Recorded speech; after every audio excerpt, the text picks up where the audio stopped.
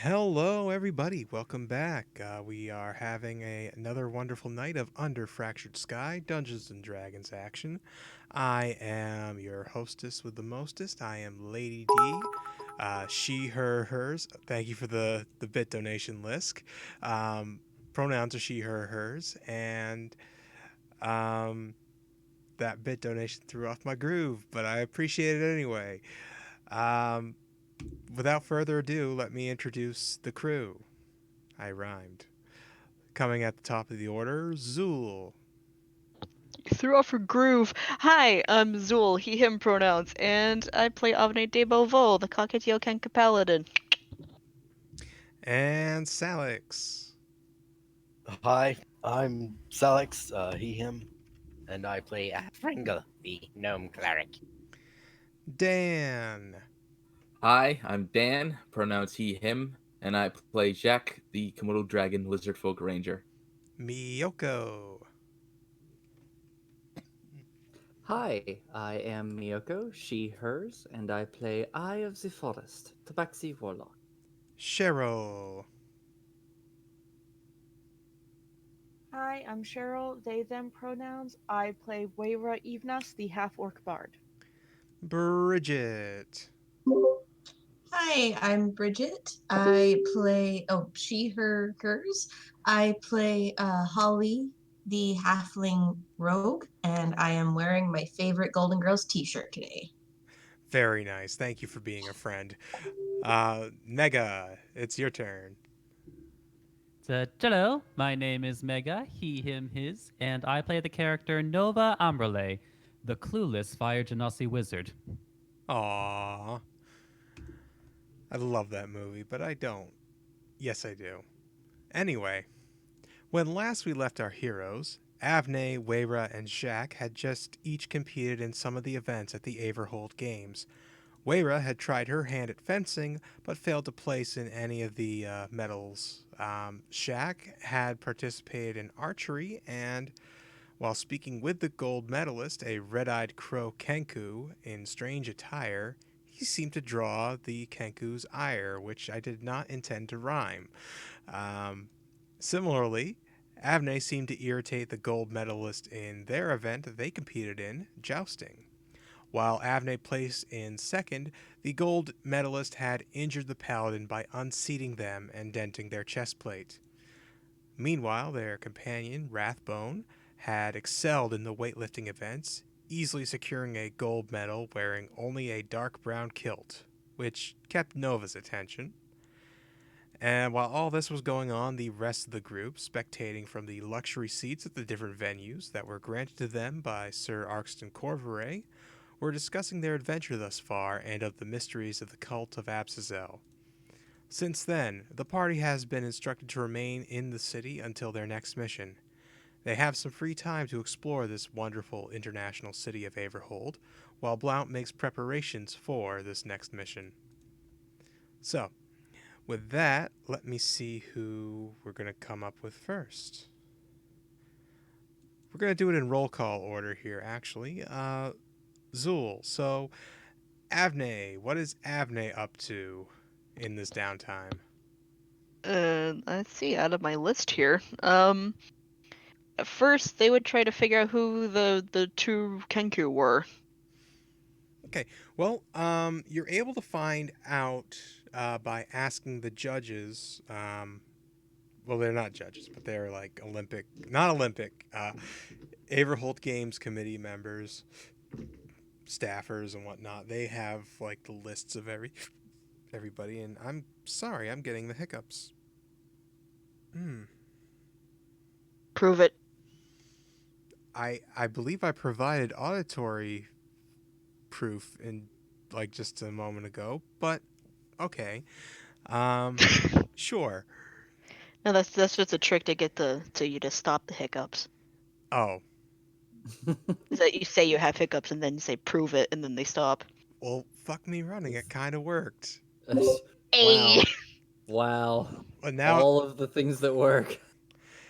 but now it won't work again because I'm already aware of that trick. But Yeah, it's alright. I do appreciate it. Anyway, So you're asking some of the game staffers who they were.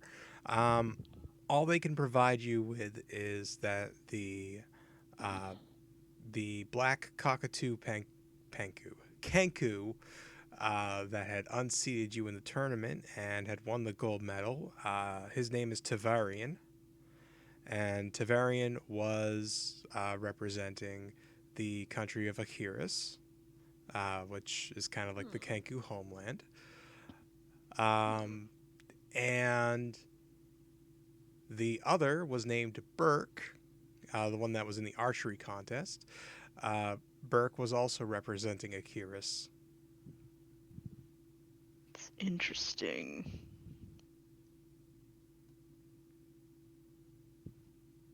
Very interesting. Yeah. I suppose that's all I find out. That's all you find out. Oh, good. Okay. And then they do some reading, sparring, all that jazz, and probably some window shopping. Okay. Very good. Very good. All right. Let's move on to Fringle. What is Fringle doing? Um,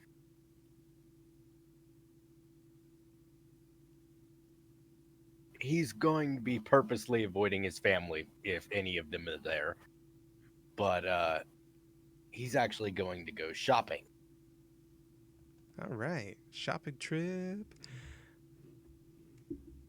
First thing he wants to try and find are some tinker tools because he does not have a set on it. Okay. All right. You do find a tinkerer's supply shop down near the docks of Averhold. Let me get a map up for the people at home so they can see this too. I mean, it's just a map, but, you know, a visual aid of sorts. Very impressive map. Oh, you're too kind, but thank you. So, yeah, down kind of near like the lower wharf district here. You find a tinker tool shop. Um, let me see. So the tinker shop is run by one of your countrymen, another gnome. Um, and he's just kind of fiddling with what appears to be a small mechanical animal. Interesting. Hello. Huh? Oh, hey. Hey, how's it going? I'm fine. I was wondering if I could get some, a set of tinker tools and a, length of copper wire. Oh, okay, sure. Yeah, we do that for you. It's both are very common purchases from here. Let me see. Are you just looking for like a general toolkit, or are you looking for something like specific? Just a general toolkit will do. All right. Well, we got this starter kit here. This is 50 gold for this, and let's see, some copper wire. Let me take a look. Do you know what gauge that you're looking for?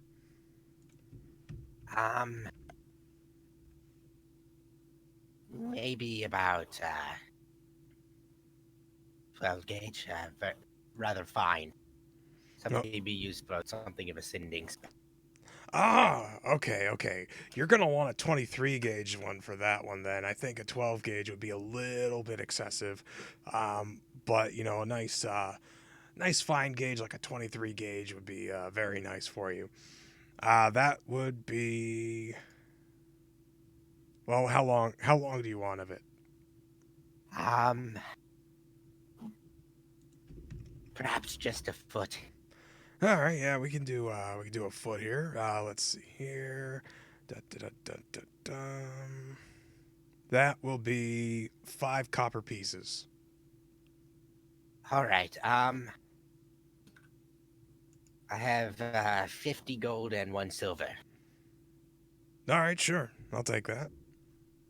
and he takes it from you, and he starts to dig around for some copper pieces to give you change. There's no need for that. Thank you. Oh, okay. Awfully kind of you. Uh, is there anything else I could do for you? Um, you wouldn't happen to know where a general clothing store would be, would you? No, yeah, I would. My cousin Milfred, she actually runs the clothier store just around the block. All right. Thank you. Yeah, no problem. Have a great day. Thanks for stopping by. Um, yes. Thank you again. Goodbye. Then Fringle's gonna leave, and he's going to go pick up. He's gonna go look around the clothing store. All right, so you make your way to the clothing store, and this is kind of like not like a fancy clothing store. This is, kind of a peasant wear, which is an unusual choice of stores in this particular district because this tends to be where, more upscale shops tend to be. But, you still could find something nice here. And it is indeed run by another gnome, female gnome, black hair, glasses. And she is currently sewing, repairing some pants. Oh, geez, Louise. Oh, good. Hello. Oh, yes. Hello. I was hoping to procure a set of traveler's clothes. Oh, okay, yeah, we have some traveler's clothes. Yeah. Um, let's see here. Are you looking just for just a general traveling outfit or just like specific pieces of clothing? Um, Here I wrote down a list for you. Oh, What okay. for? And then Fringle is gonna hand her a note with stuff written on it. Okay, she Wait. takes a note. And I will give you a thing of what it says. Sorry. Okay.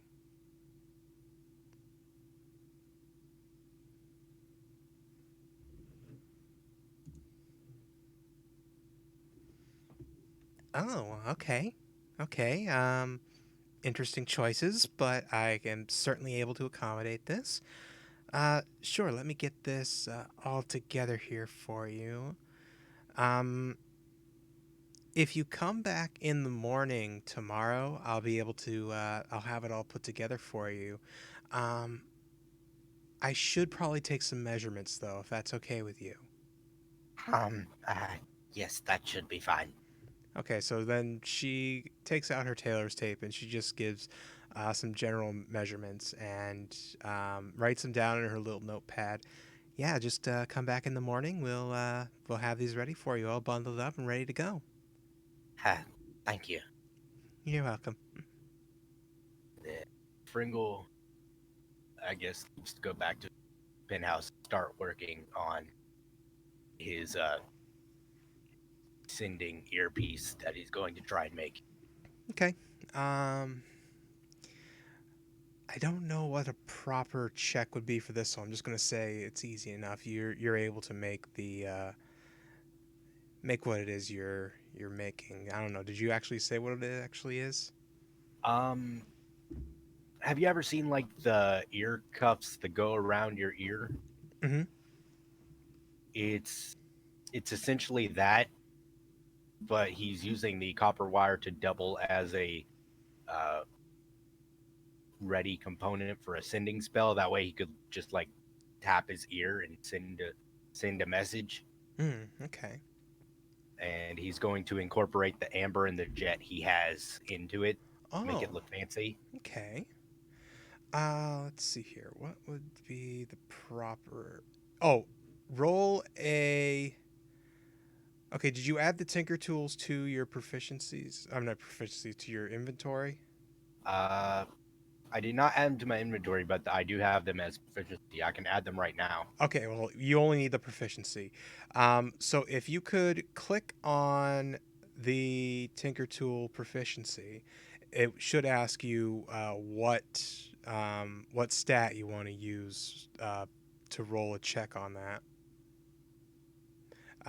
You would select Dexterity. Right. Okay. And did it end up in the chat? Yes, it did. Okay. About an hour passes, and you're really struggling in getting the gemstones to really seat right in this little cuff.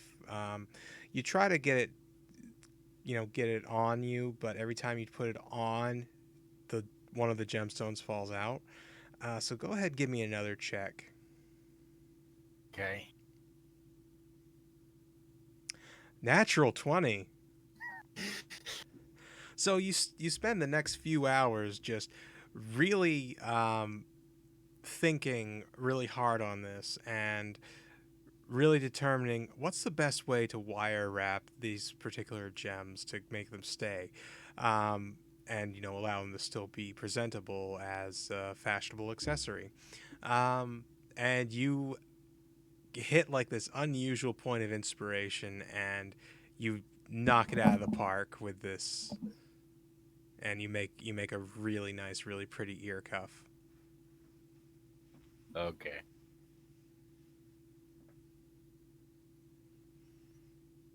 It's about all Fringle would be doing, really. Okay. Do you go back to the clothier the next day? Yes. Okay. All right. So you go back the next day, and she hands you a uh, bundled, bundled up bundle of clothes. Um, and let me see, what was the cost on that? I believe it was 2 gold for the clothes themselves, and 5 silver for the custom order. All right. Thank you. Yep. Enjoy. I'll try. So you take your clothes and you head. Excuse me. Are you heading back to the penthouse or got other things? Um, Fringle would be interested in selling some stuff he has, if that's possible. Um. Yeah. Let's. There is a pawnbroker in town as well. Um. You're able to find his shop pretty easily. It's run by a human male. Hello. Oh, hey. Yes. I was looking to sell this leather armor. Leather armor? Okay. Let me take a look at it. Of course. And Fringle's gonna hand him leather armor. Mm-hmm. Mm-hmm. Oh, okay. So let's see here. It's in fairly good condition. I can give you 9 gold for it. Thank you. That's all I really needed at the moment. Oh, okay. Here you go then. 9 gold. Thank you for the armor. Of course. And then Fringle would head back to the penthouse Okie dokie. and stay in his where nobody can. Oh, you cut out. After he got to the suite, he would go in the master bedroom and make sure no one follows him. Okay. Nobody follows?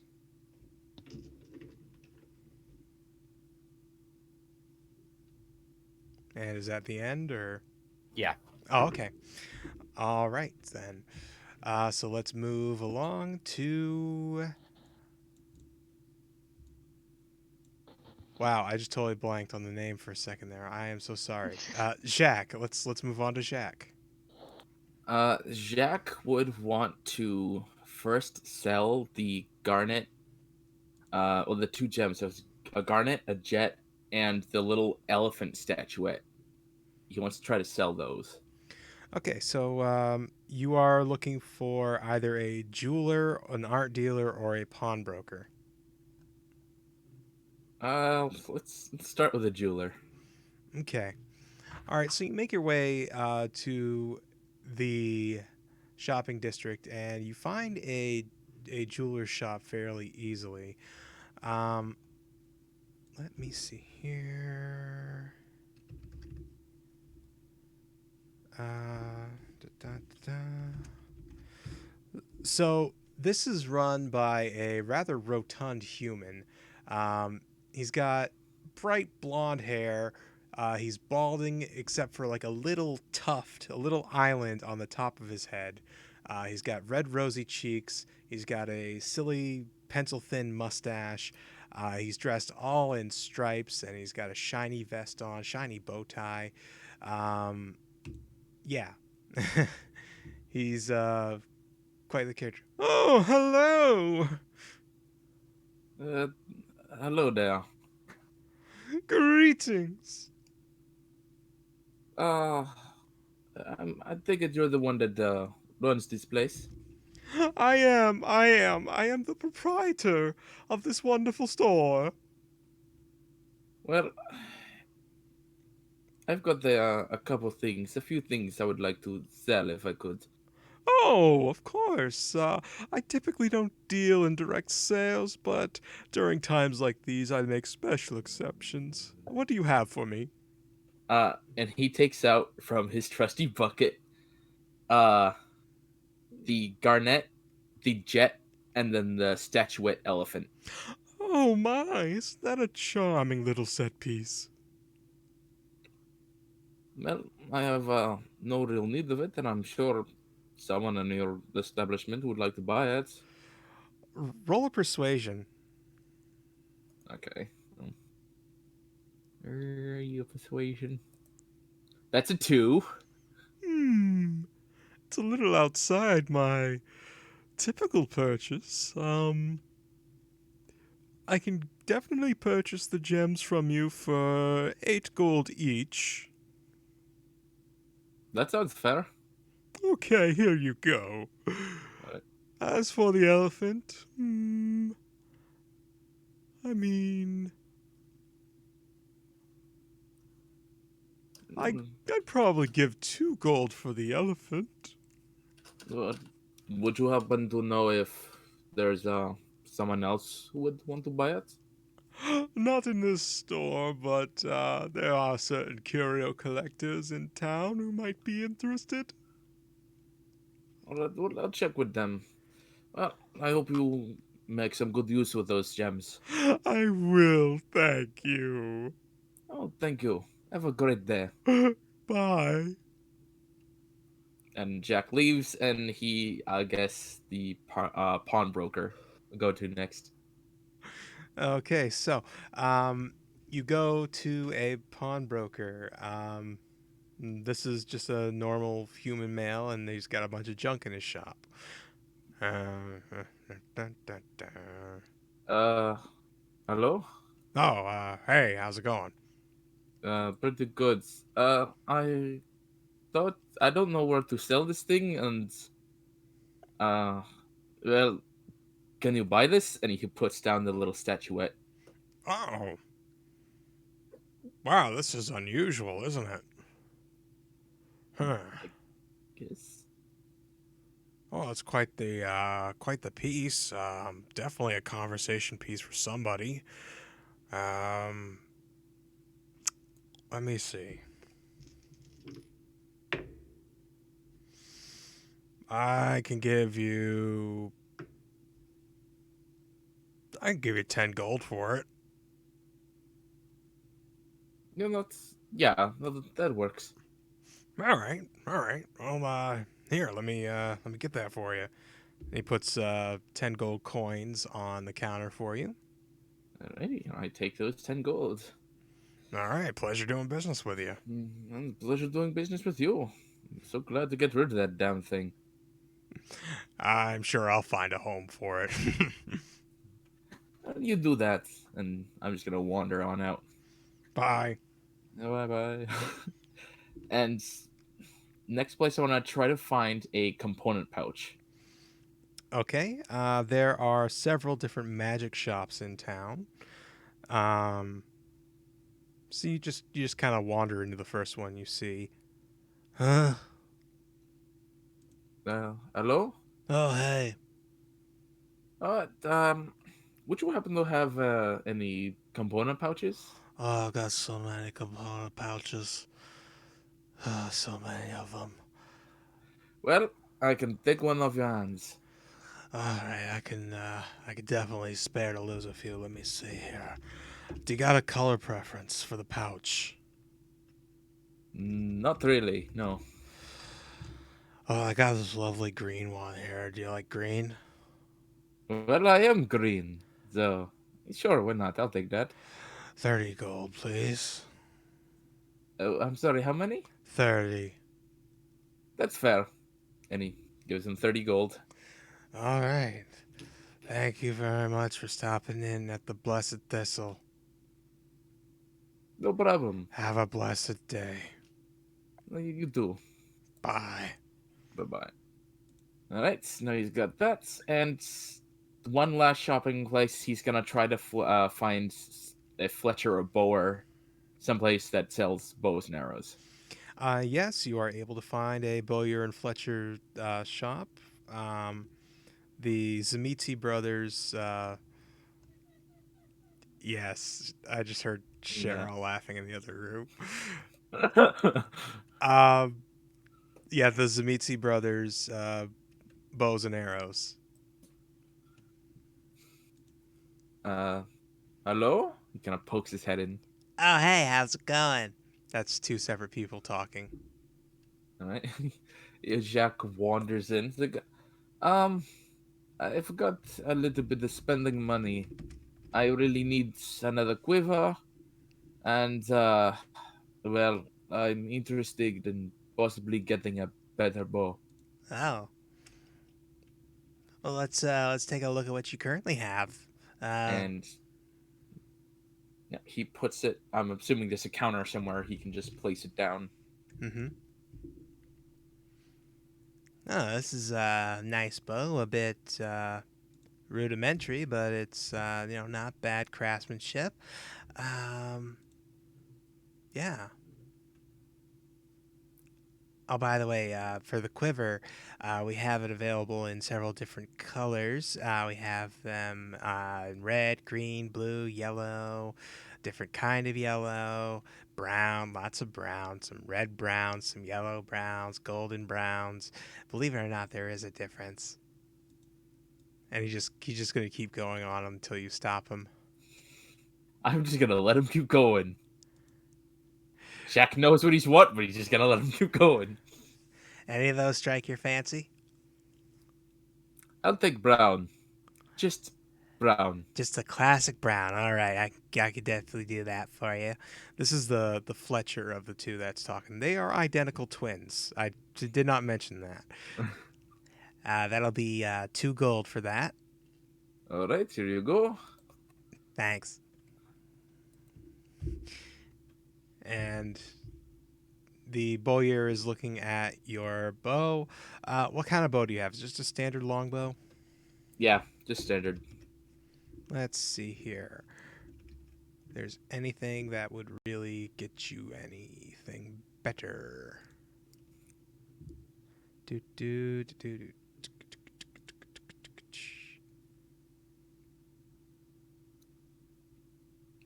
I doubt I will, considering I only have about 41 gold.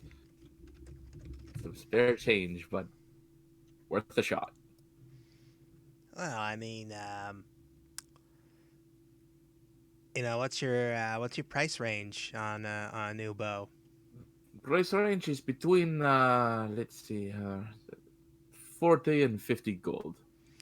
Oh, Gee, even our lowest end bow runs at 75 gold.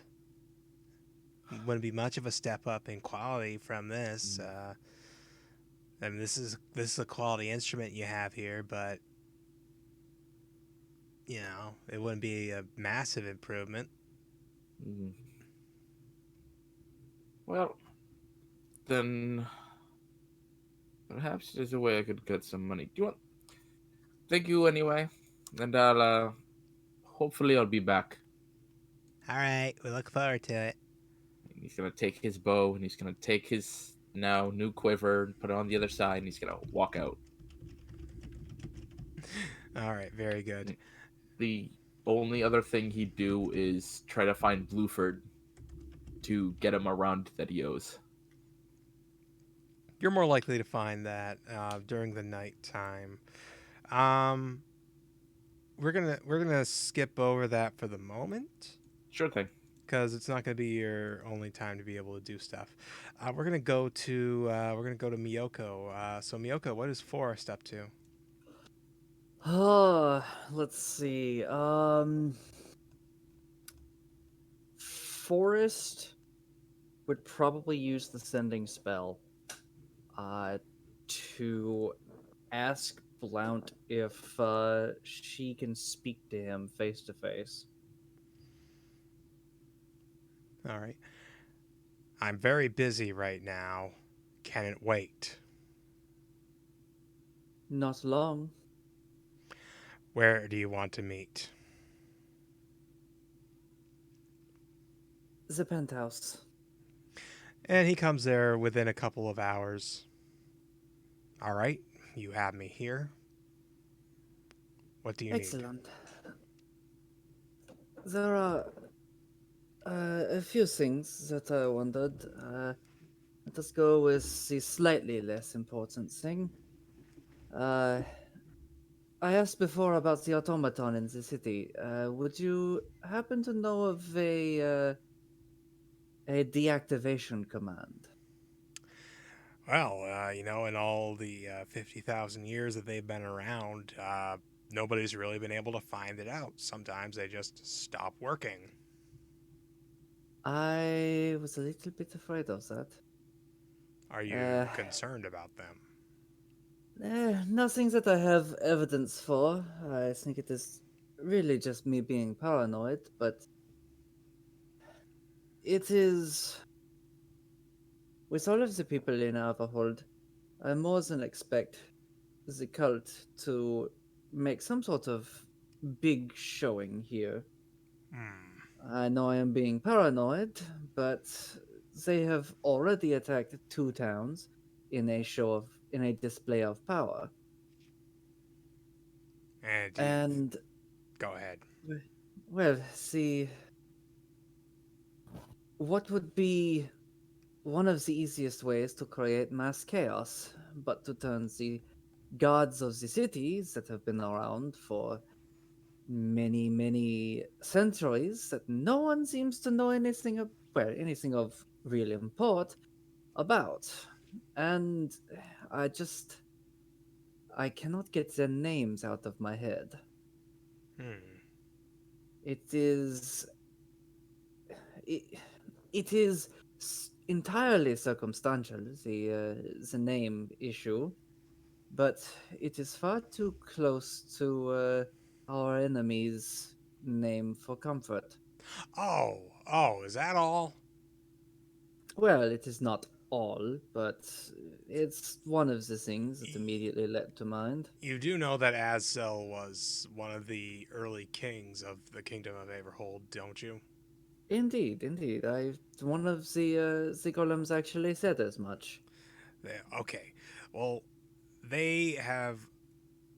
I can assure you that this is really just similar naming conventions, not anything that has to do with with the cult. Hmm. Then that is good at least. That does put my mind at ease a little bit in that regard. Everything okay? Don't mind me, I just dropped a bottle. It's empty. Get But away from me.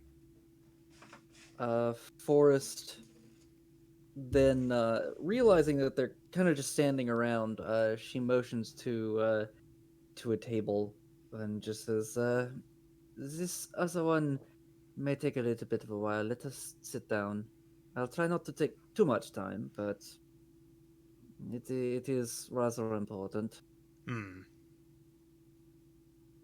I know when we all first met, uh, there was much talk about your organization and the group's purpose with the organization as well. Mm-hmm. However, I'm sure you heard from Grumsha about what happened with the one cultist, Jebovin. Ah, yes, the necromancer. Yes, I am, of course, fully aware that almost no one approved of my decision, but as well, it seems as though people are under the impression that I have joined your organization. Of course. I do. I wish to clear the air on that account. Hmm. Well, you're not necessarily members of the organization, but I have told others within the organization that you are, really for your own, just so you can continue working with us. You may tell your organization whatever you like, whatever makes it most efficient to get the job done. But I wish for there to be no misunderstanding between you and myself. I am not a part of your organization, Hmm. and I will not be. We are under alliance, I can and I respect that. wish, yes.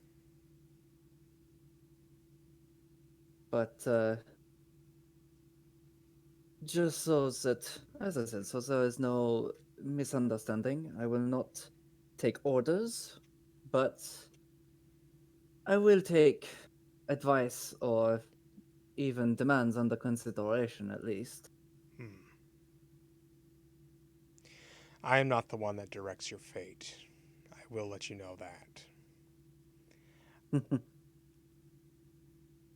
With all due respect, I don't really care who thinks they direct my fate.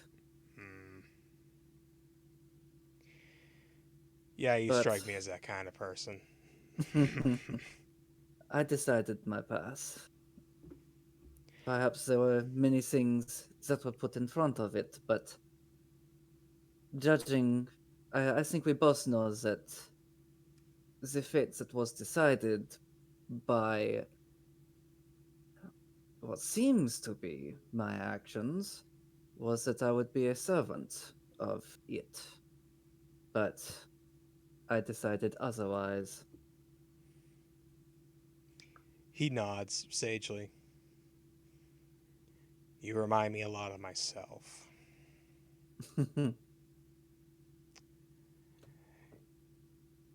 Anything that you feel is within your own personal mission is completely fine by me.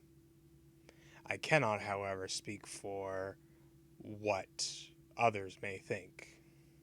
Of course. Given your Just situation, and if I were in the same shoes, I would have probably killed the necromancer before really even asking any questions.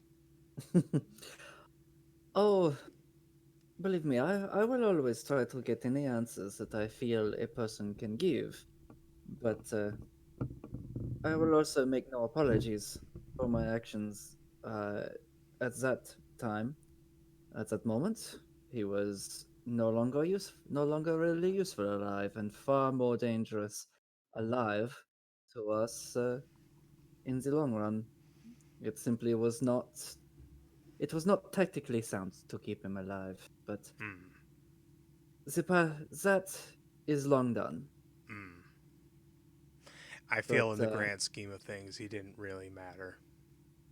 indeed, I feel like Drexus was far more important.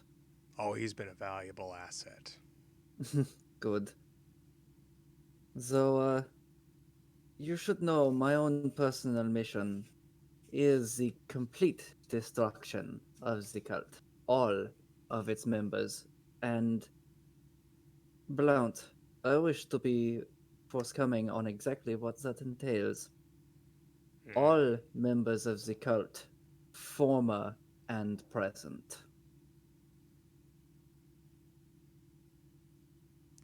So for you, there is no path to redemption. There is no. It is not so much a matter of redemption. Blount, does the connection ever go away? No. Then you and I both know that every single person will, for the rest of their lives, as long as this connection remains, always have that voice. Reminds me of the conversation with Avni. They will always have that voice.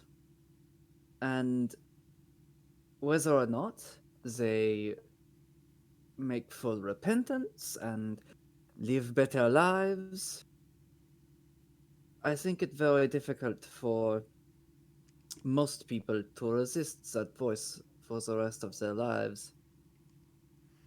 But even if the vast majority did, there would still be those who eventually break, and they will simply continue what they were doing. Then I hope you know that should either of us succeed in that quest, both of us will have to perish. Indeed, I am aware. Though I do hold some full hope of killing a god before such a thing comes to happen, but I am aware that that may be how to kill a god. Well, let's work on killing them first, and then Of we'll course. decide. Of course. Is that all? Indeed, that was all. Thank you, Blount, for coming to meet me. You're welcome. I I do hope that you don't need me within the next few days because I'm going to be very, very, very busy getting the next step in this whole process set up for us. Not unless you can get me 10,000 gold worth of spell components that I don't currently need. There's a difference between could and will. Of course, I was joking. No, good luck with everything you are doing. Be safe. No, I should not need you at all. Very well. And and thank you for the conversation. Thank you for understanding. Of course, anytime. And Be then safe, friend. you be safe as well. And then he leaves.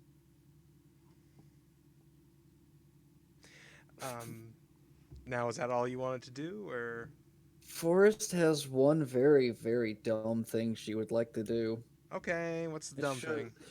Judging by what Blount said, though, it should be very quick and not be as dumb as it was going to be.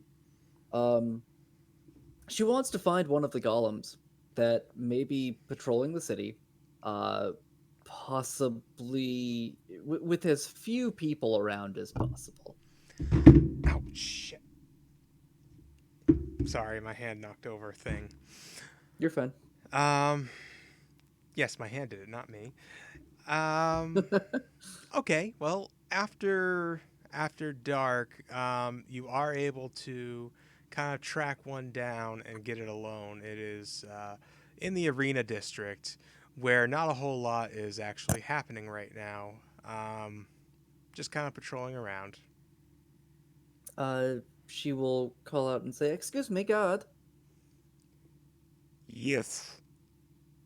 Hello. I had a question for you, if I may. Yes.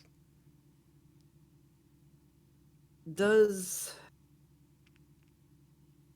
she gets really hesitant and a little uncomfortable for a moment, and conceals herself and says, "Uh, I wish to know if a name means anything to you. That name is Abzazel." Searching. Searching. No. Excellent.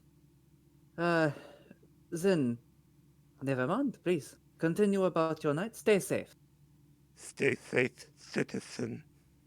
Salutes and it clanks, and then he continues on his merry way. And yep, that's pretty much it for her. She'll spend some time with some of the other party members, but yeah, that's pretty much all she's gonna do. Okie doke. Let's move on to Cheryl. So, Cheryl, what's Wayra up to?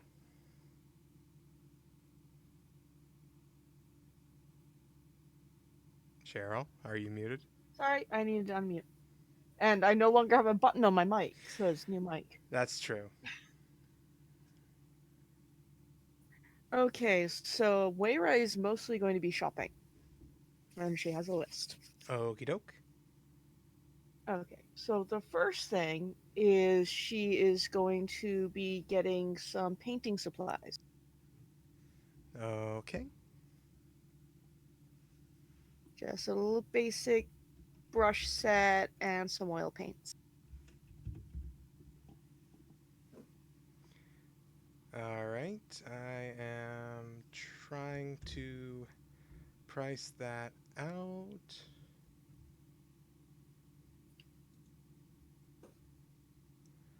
Okay, so that's 10 gold for that. Okay. And the next thing she's going to go looking for is a dress shop. Okay. All right. You do find a rather fancy dress shop. Everything is like all white marble. Um, very posh looking interior. Big windows. They got some dressmaker dolls in the front, some mannequins wearing these very elaborate dresses of all sorts of fanciful colors.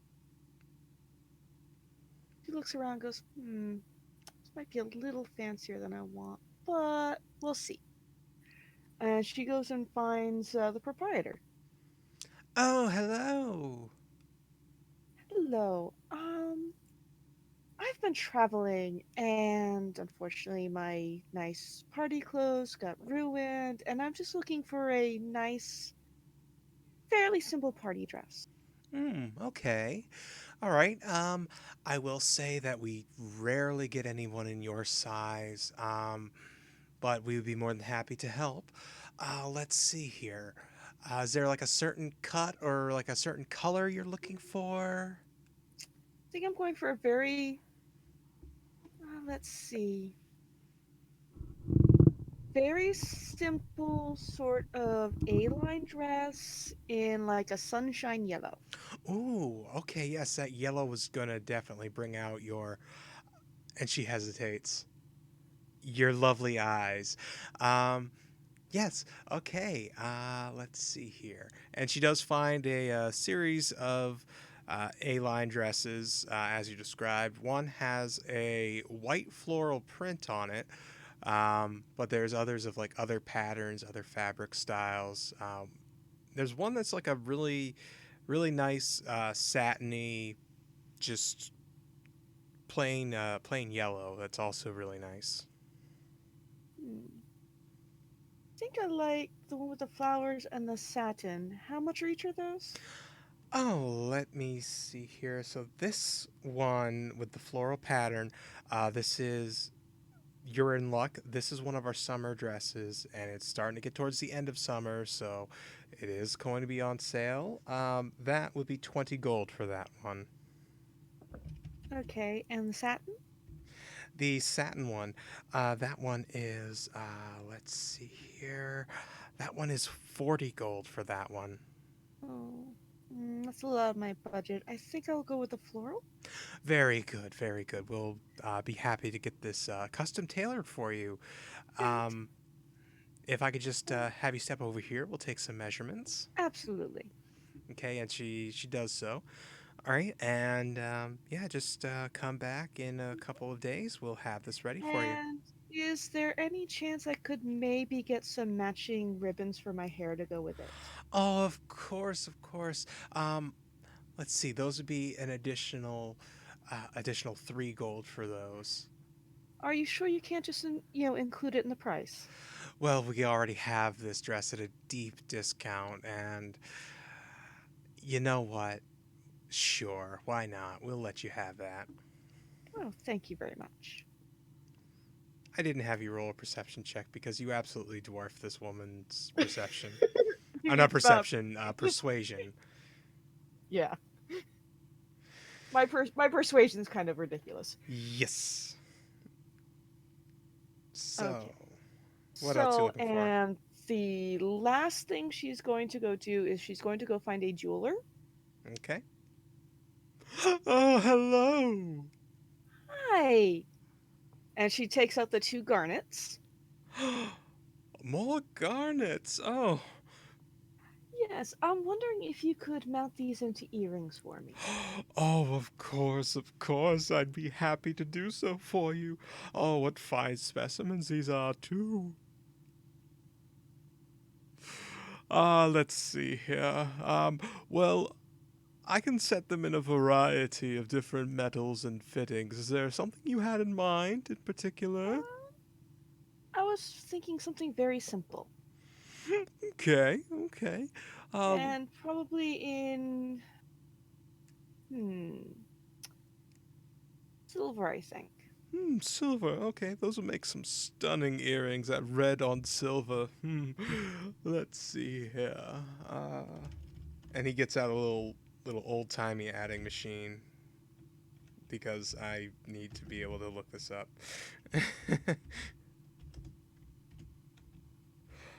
I could get those done for you for 3 gold. Oh, that would be perfect. Thank you. Wonderful, wonderful, wonderful. I will take that. Thank you. And this may take a little bit of time. I am running a lot of custom orders, but if you come back in 3 days, I should have them finished for you. That sounds perfect. Thank you very much. Wonderful. In the meantime, I hope you have yourself a lovely time here in Averhold. I am so far. Thank you. Goodbye. Goodbye. And she's going to go back to the penthouse. And she's going to take out the painter's supplies. And she's going to start painting her boar's head shield to make it prettier. All right, roll me a charisma check with the painter tools. Are you proficient in them? Yes, I am. Okay.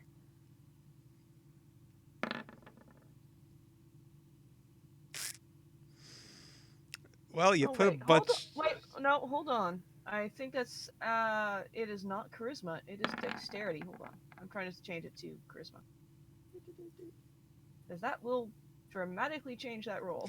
Yeah, I was about to say it's a little low for your charisma modifier. That's better. There we go. All right. Yes, so you are able, you're not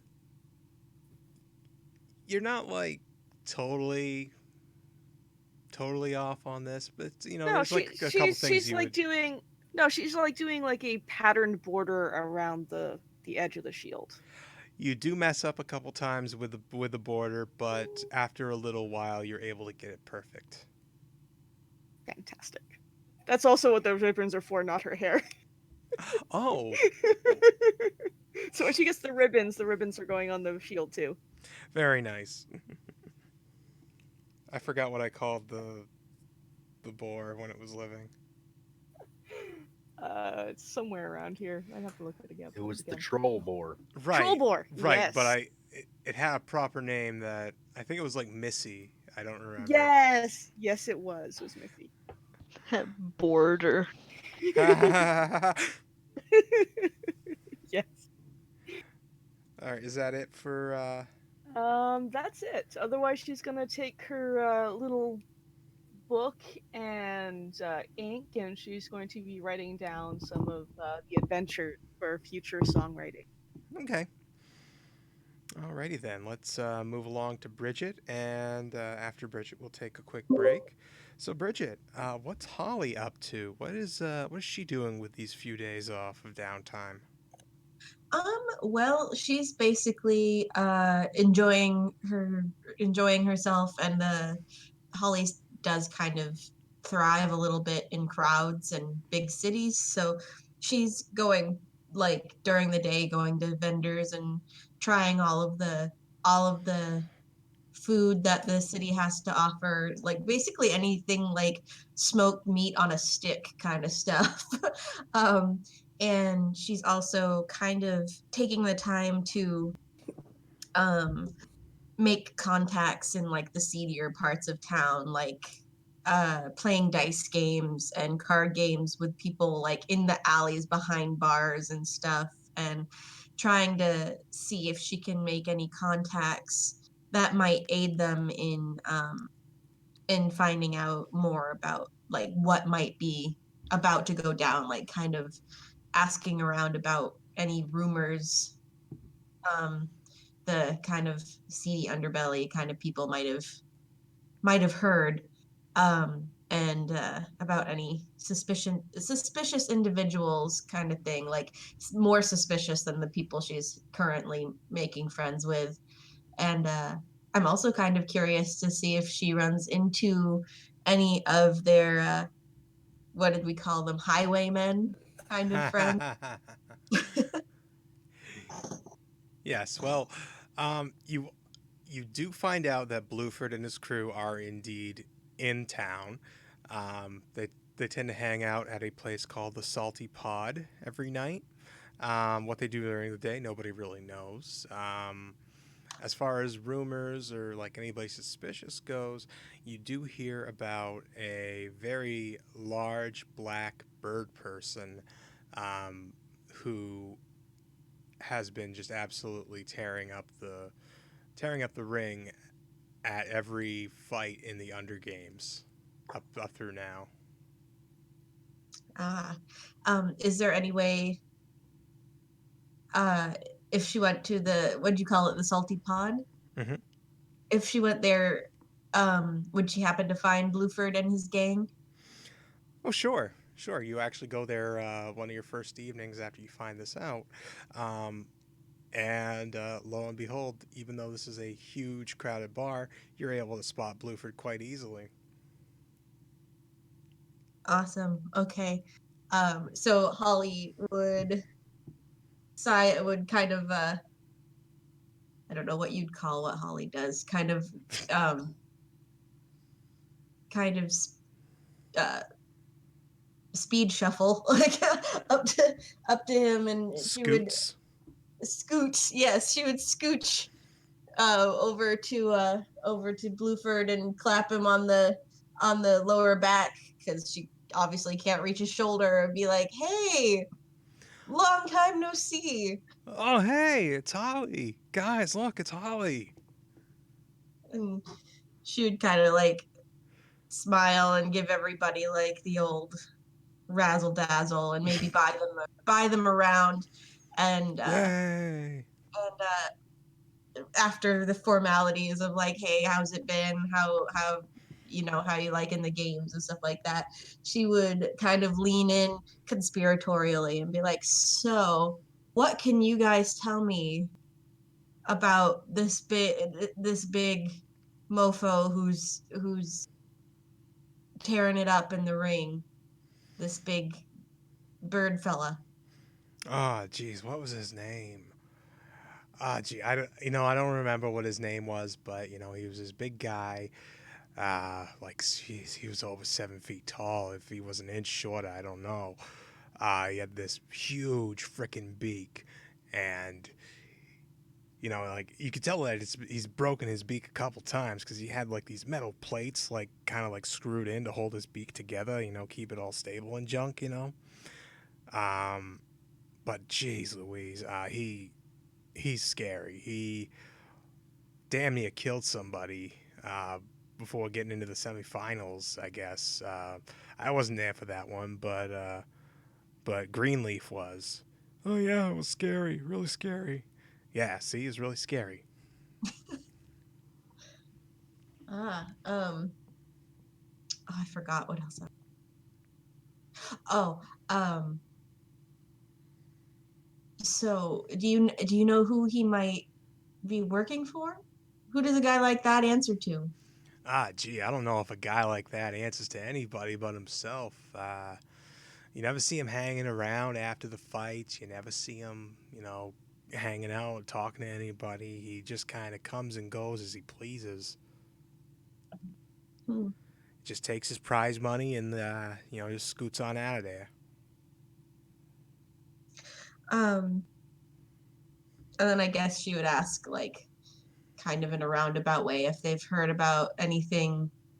Um, she kind of makes it sound like she's asking about, just for the sake of like wanting to know if there's any underground gambling or something like that going on, because that would be the kind of thing she'd be interested in. But she kind of implies like wanting to know if they have heard any rumors or heard anything about anything big that might be going on, or any whispers they're hearing about something happening in the city in the next couple days.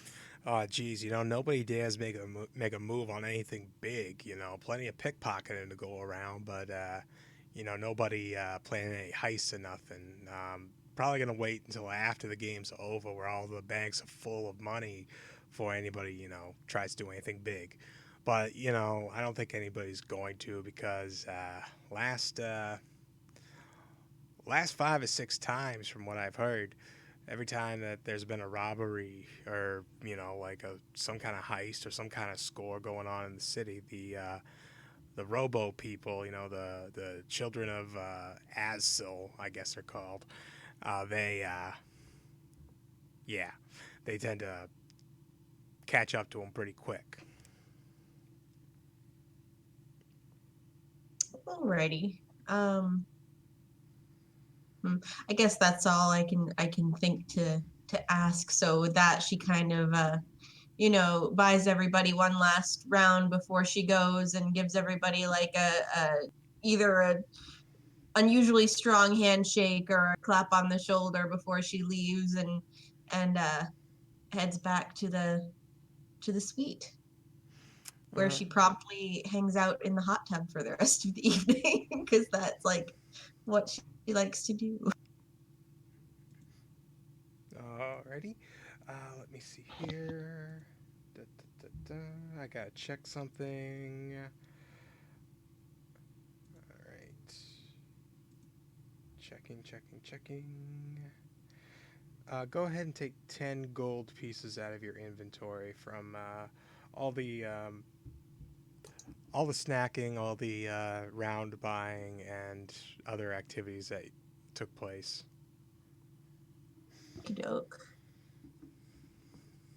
All right. Now, I did say that after we were finished with you, we were going to go on break, but I think we got time for Mega before we do break time. Sorry, I'm a little bit further away from the mic. So, Mega, what's Nova looking to do here? It's out. By the way, remind me, when is this taking place? Is this is this the day like of the games, or it's like the day after the games? The day after the games, and like a few days following it. Okay. So then at least in the early part of the day, Nova finally gets around to doing something that he's been thinking about but just hasn't really had the time for. Um, so he breaks out the brazier that he had bought back in Knack, and starts like preparing some and also like pulls out the mix of incense, herbs, and all that, that he had also bought in the same area, Mm-hmm. and he starts like putting to work to cast the Find Familiar spell. Um, and as he is doing it, he thinks on it for a moment, and because he does recognize that he needs to call a spirit of some sort, and he thought more appropriate, and he takes the brazier and he draws the symbol of Kendrum on the bottom of it, and begins to, once everything's setting up, he kind of like awkwardly like gets down onto his knees and puts his hands together and closes his eyes. He isn't really sure about this. He's never really quite done this before. It's um hello. I don't know if you can hear me. That at least Fringo said that praying is like calling a god, so maybe this is close enough. But anyway, I was hoping that maybe I could borrow a spirit. It's I could really use some help on my journey, and I would really appreciate it. I hope you don't mind. And he awkwardly waits for a response. No response. Maybe more interference. Maybe I should have tried sleeping first. Oh well, well, I'm going to call one anyway, but I hope it's okay. Um, Amen. And then he takes that first hour to finally finally cast the spell proper. He puts the mixture into the brazier, lights it, and as he is performing the ritual, he envisions the form of a barred owl of a celestial sort.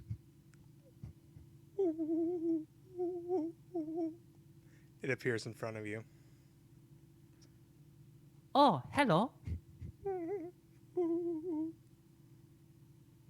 My name is Nova. Do you have a name? In your mind, you feel a voice saying, Otaro. Oh, well, very nice to meet you, Otaro. It's but I look very forward to working with you.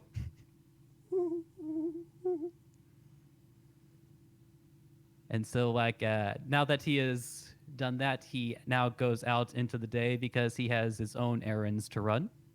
Do you bring Otaro with you? Yes. In fact, I encourage him to. It's while we are traveling, maybe you can get a good look at the city. It's, remember the penthouse in case you get lost. Otaro nods, like an owl does. Very good. Let us go. All right, so Otaro goes along with you, occasionally flying around, observing the sights of the city, but coming back to you rather quickly, perching on your shoulder when he can. He gives him some scritch. So yeah, first, so his first stop he makes into, to the jeweler, because like he remembers that he also received some jewels from their last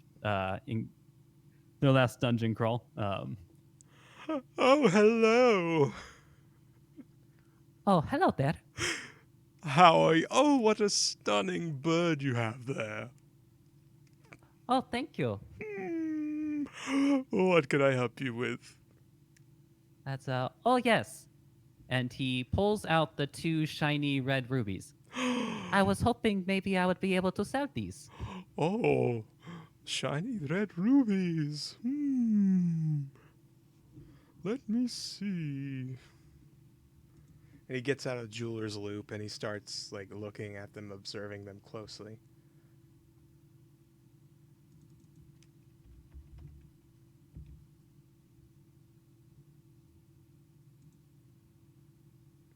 Checking. Because I don't know the price. That can't be right.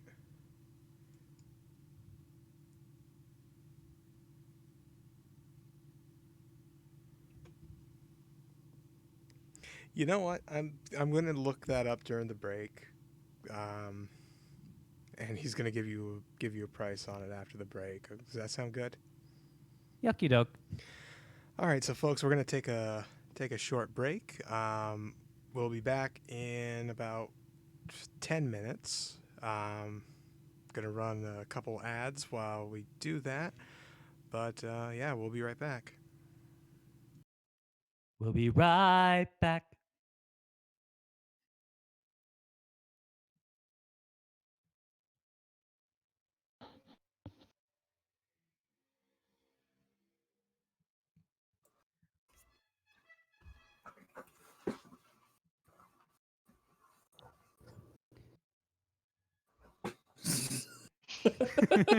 Act natural.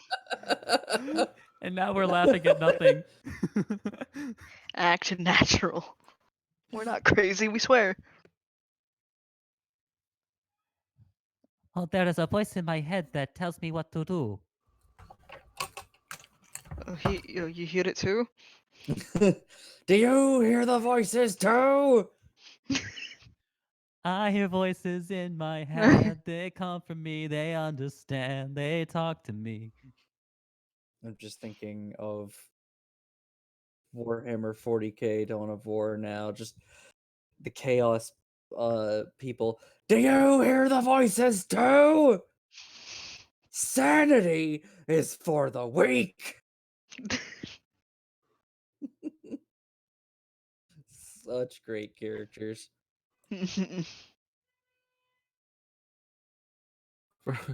As soon as Steve went, that can't be right when looking at the movies, I was just thinking, I know Shaq is not the negotiable type when it comes to like money and like especially gems, but now I'm thinking, how much did the ones I gave actually cost? Was I just told 8 because I'm like a country bumpkin? Leather, like, are you wondering out of character? Like out of character, yeah, like Jet and Garnet. How much would they actually cost? Because for Jack, it was just like, all right, About that 100 sounds gold. fair. About 100 gold. Oh, Jack got cheated. If I am remembering correctly, they may not be worth that much because there are gems that are worth like 10 gold. There are gems that are worth like 50. But if I remember correctly, the Garnet is definitely one of the ones that's worth 100 gold. Damn. Yeah. And all because Jack doesn't know the value of gems. He's just like, I have these things, I want to get rid of them.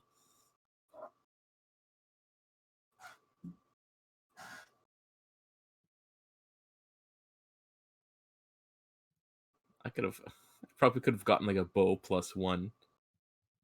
That bow shop. I mean, Depending. Or like, the price of any magic is of course up to the DM. But at the very least, like a +1 is uncommon magic, so at the very least you're looking at 100 plus the cost of the item. But +1 is not a small thing. yeah. So because that's +1 to hit and the damage, so you could be looking at anywhere between 2 and 300 extra gold cost. Ooh. Oh, baby. Like, and remember that on the high end, or on the highest end, uncommon is typically worth 500 gold. But there's stuff out. There's definitely uncommon magic items out there that are way more powerful than a simple +1. Hi, welcome back.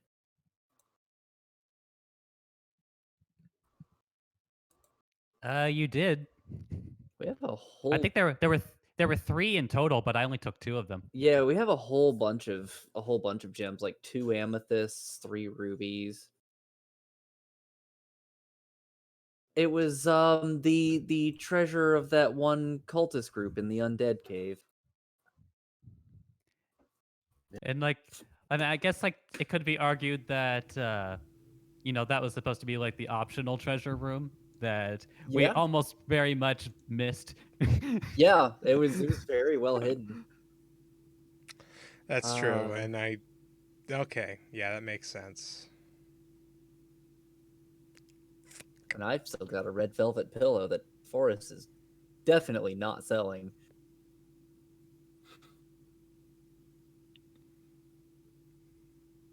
Didn't someone like also have like a set of goblets or something like that? Yeah, who ended up with that? Avne. Yeah, that was me. Yee. Speaking of which, how bad is the dent in my armor? Uh, it's like an inch and a half in, so rather Terrible, you're dying. significant. Okay, yeah, they need to get that fixed. Okay, well I kind of like thought that you would have had it like fixed during the game because Oh yeah, well yeah, true. like they have people there and a cleric cast mending on it for you, I guess. Well, that's nice. That's good. Yee. Just I was just curious at how big that dent was. So big it struck through your chest. You're dead. I can't believe I'm dead. I can't believe it's not butter. Shh, wait a minute. I can't believe it's not magic. Oh, maybe it's Maybelline. Maybe it's happening. I don't know why, but my foot decided to start really badly hurting. Ow. Oh. Sorry. It's like I twisted it, but I didn't twist it. Bop it. Pull it. Twist it. Shake it. Do you know how easy that game is to make really bad jokes for? Oh no, without a doubt. Starts off really simple. Pop it. Twist it. Pull it. Just pull it. Ah! I can only imagine a bop it machine, but it's like a voodoo doll. God. I think Oh, I just had a terrible idea. I know. Oh no, I just had a terrible idea for my vampire game. Oh. Ooh. Because I play as a Mitzi. You're gonna make that now, aren't you? I think they can hear us on the Twitch. Yes, yeah, they can. Okay. Yeah, Just making okay. sure, Yeah, making sure that it is known. Because I'm talking about potentially flesh crafting something out of human body parts as a bop it. As you do. Gnarly. That character's a terrible, terrible person. I don't like what happened last game. I can't even talk about to be on the stream because it may violate Twitch's terms of use. Christ. I mean, if you're talking about a fantasy game, then no. I can assure you, like, as long as you're not. I will write what happened in the Discord. You'll see why. I can tell you, like, Twitch's terms of service, they're a lot more lenient than people think they are. Yes, but As let's long not as test it though. But we must. Oh, yeah, Oh, don't okay. Don't talk about that. Don't. Yeah. Absolutely not. Not at all. I told you. Hey, does anybody remember what time we left for the break? Nope, I wasn't even paying attention. Me either. Definitely more than 5 minutes ago. Okay, well, let's see. Let's go through the list. Zool, you're here, right? Indeedy. Salix, you here? Yes. Dan? Yep. Miyoko? Hi. Cheryl? Heh.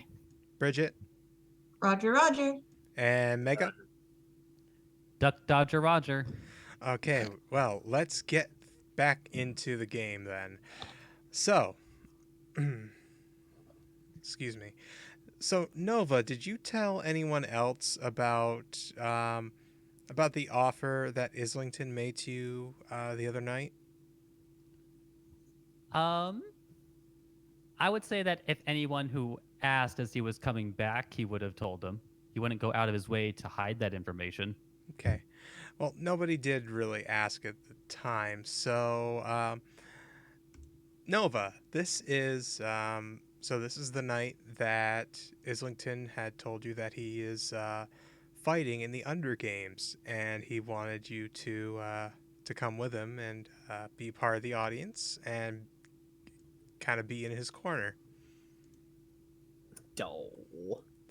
So Islington knocks on the door and asks for you. Yeah, like Nova walks up to the front door and opens. He's currently not scarved yet, so just like in his normal garb. Oh, Oh, hi. hello, Islington. Hi. Uh, hello. So, and he rocks back and forth on his heels. Well, he's a bird. He doesn't have heels, but on his feet. Um, yeah, tonight's the night where I have the fight going on. Well, yes, I'm very excited for you. Yeah. So, yeah, you ready to go? You need some time to prepare. Oh, give me just a moment. I should grab my scarf. All right. Yeah, so he quickly goes back to his room, uh, grabs scarfs us up like normal. Like it's going to be nighttime, so he's not going to really bother with the makeup this time. Um, yeah, it's and then he walks back over to Islington. I think I'm ready now. Oh, hey. All right then. Well, let's get things going then. I'll take you to this. It's not. I won't lie to you. It's not the greatest place. It's kind of this sailor bar. It's called the Salty Pod. Oh yes, I remember. But what exactly is a salty pod? Oh well, about 5 or 6 years ago, there were these, and he's saying this as he's like walking with you down the street.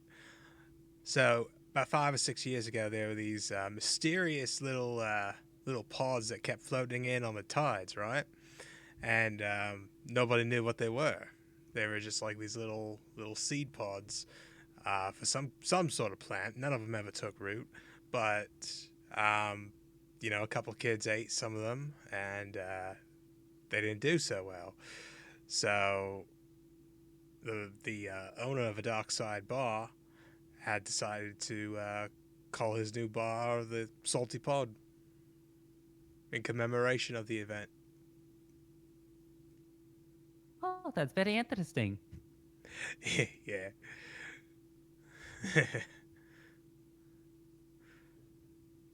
So, yeah. Let's continue going, shall we? Mm-hmm. Yes. So he takes you down to the Salty Pod, which is over by the docks. And I realized earlier I didn't actually have the map up when I was trying to show people the things on the map. Oopsie. Well, I may have. Eps. I don't recall. Um, so the Salty Pod is right down here. It's a small dockside establishment. Um, and yeah, this place is a dive. It's dark, it's dank, it smells of stale beer and a bunch of other things. It's a sailor's bar, and it's been overcrowded recently. Um, and he leads you to a staircase down at the back of the bar that seems to go down into the basement of the establishment. And the basement is actually rather spacious for a basement. It's the ceilings are about 9 feet tall, so that's a very spacious basement. Um, Basement ceiling. It's about 50 feet by 50 feet wide. It's going to be standing room only. Um, so he brings you to the ring. So this is the ring right here. This is where we're gonna This is where the fights happen. It's like, oh, and he's kind of like a closely observing it. It's like, what is the surface like?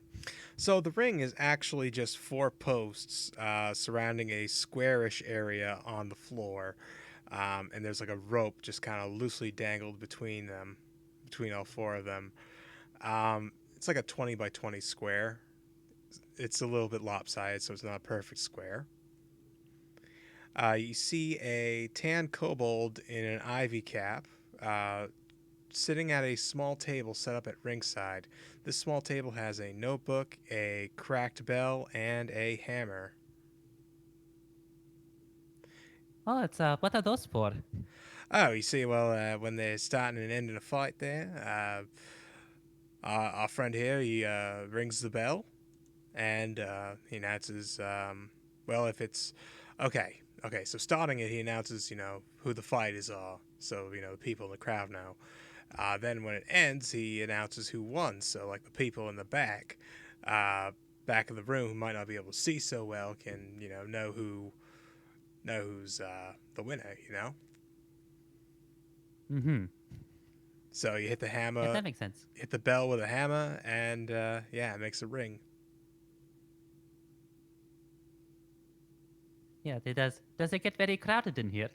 Oh yeah, like uh, once the fighters actually show up, they're gonna start like really packing them in here. I'm already here. I don't know if my opponent's here yet. Um, he's uh, he's apparently been fighting in another bar across town. Um, so I don't know when he's gonna show up today, but yeah, 45 minutes or so. That's gonna be packed house. Hmm. Have you participated before? Oh yeah, yeah. I mean, this is actually going to be a semi-finals match. Been actually pretty lucky. I've haven't been defeated yet. Oh, congratulations! Thanks. And he blushes and he rubs the back of his neck modestly.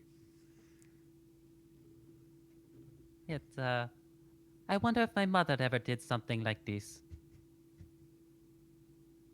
He tilts his head at that. Really? Well, I'm not very sure. I actually would she have ever told him any stories about doing something like this? No. Well, it's my mother loved to fight. Did you know? She Oh yes, and she taught me to fight too in some of the most brutal of ways. Oh. I'm Yeah, sometimes she would surprise me in the middle of the woods while I was out and attack me, and we would fight for a while until she won. Oh, that's an interesting training style. Well, it was her way. He kind of looks concerned. And he puts his hand on your shoulder, as if to ask, "Are you gonna be okay?" Oh, I'm fine. All right. Well, I gotta get ready for the fight now. Would you mind holding this for me? He pulls a towel out of his pocket, like on his right hip. He's got a big pouch.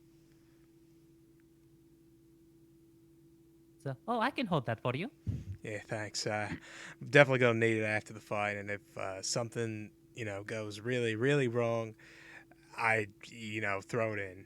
All right, but only if it goes really really wrong. I can handle myself, but if it's like looking real bad, you throw that in there. Yeah, Nova nods in understanding. Oh, and if you wouldn't mind, I'd like you to hold on to my stuff for me as well. And he starts undoing his vest, and he takes off his daggers and kind of like drapes them in your arms. And he removes his vest, and our boy is rather muscular. He's not like bulky muscular like like Rathbone was. This is more of like a wiry toned muscular. And I So, gotta show the picture, uh, not the shirtless picture, but there isn't a shirtless picture of him yet, but a picture of our boy, just so everybody knows what he looks like, just to refresh them.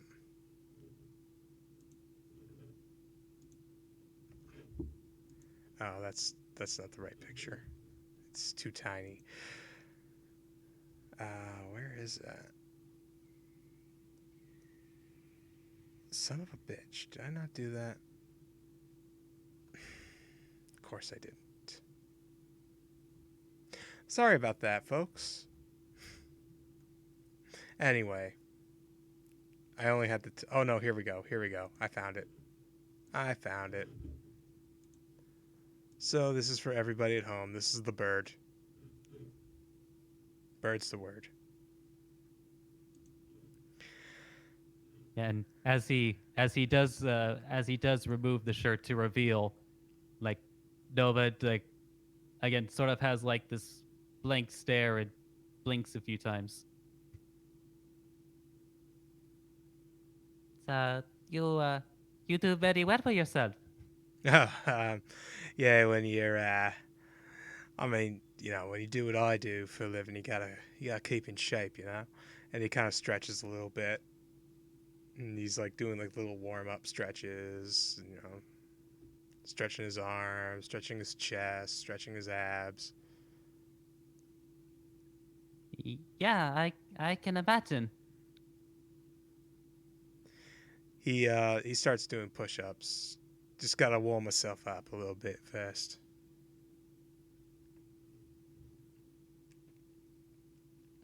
So after about 20 minutes have passed, um, he's just conversing with you over the ring ropes. This place starts filling up.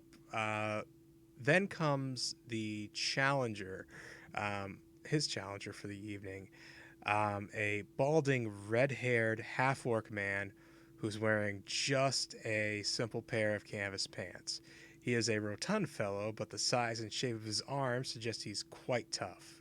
He has significant body hair, but it's still clear that there are scars all over his body, most notably on his forehead. He has a lumpy, bulbous nose, a bushy mustache, a pouty lower lip. His ears are cauliflowered quite significantly. It's clear that this guy's seen a lot of fights. And just to basically sum it up, he looks like a fat, balding, gray-skinned Ginger Zangief from Street Fighter. But he makes his way All into the right ring. then. That I can see that. So now that the house is packed, the little kobold in the ivy cap comes into the ring, and looks to be holding a wand of some sort in one hand, and he's got his notebook in the other. He taps the wand, and it begins to glow purple. Then his voice booms out amongst the whole crowd as he starts reading from his notebook. In the corner to my right, standing at 6'3", weighing in at 27 stone. That's 378 pounds for those of you who don't know how much a stone is.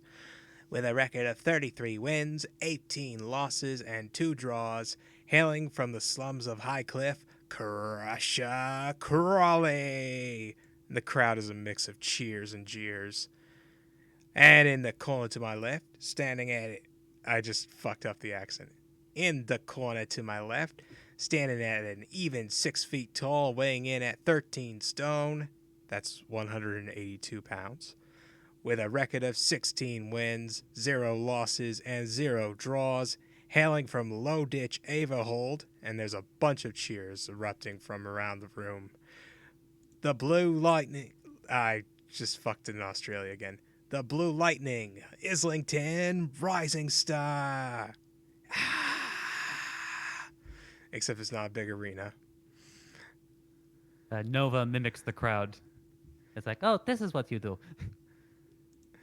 So Islington, immediately after being announced, starts out by offering a handshake to Crusher. Crusher just slaps his hand away. Boo, a few people go. Islington shrugs as he's backing away, and he puts his fists up before shuffling his feet, bouncing nimbly on his toes like a boxer would. Crusher, meanwhile, cracks his massive, fat neck and his knuckles, and he sneers at Islington. The kobold has brought himself back to the table. He picks up the hammer, and with a clunk, the bell, which has been cracked, kind of rings to start the match. And here's how it starts. The two fighters first start by circling each other, sizing the other one up. Islington is side shuffling his way gracefully around the ring, while Crusher just kind of lumbers with his arms out, ready to grapple. Islington makes the first move by lunging in, dropping in low with his arms behind his back, and only bringing them to the front as he tries to grab at the big man's leg, doing a wrestling-style shoot to try to bring Crusher down. But Islington is unable to make Crusher's big fat leg bulge because, like I said, he is big and fat. And I meant to say budge, not bulge. Crusher brings his fist down in a double axe handle onto Islington's back. Islington falls with a big oof and rolls away, but he gets up while rubbing his back for a moment. Crusher lumbers forth, trying to grab at Islington before he can get his feet under him, but Islington catches him with a swift punch to the jaw and side shuffles his way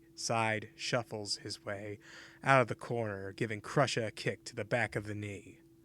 Crusher stumbles into a corner, chest first, as Islington backs away with a smirk on his face. The crowd cheers a bit. Crusher comes out of his corner swinging, Islington capably rolling and dodging every punch as they circle around the ring. He gives a few swift, stinging shots to the jaw, but it doesn't seem to faze Crusher very much.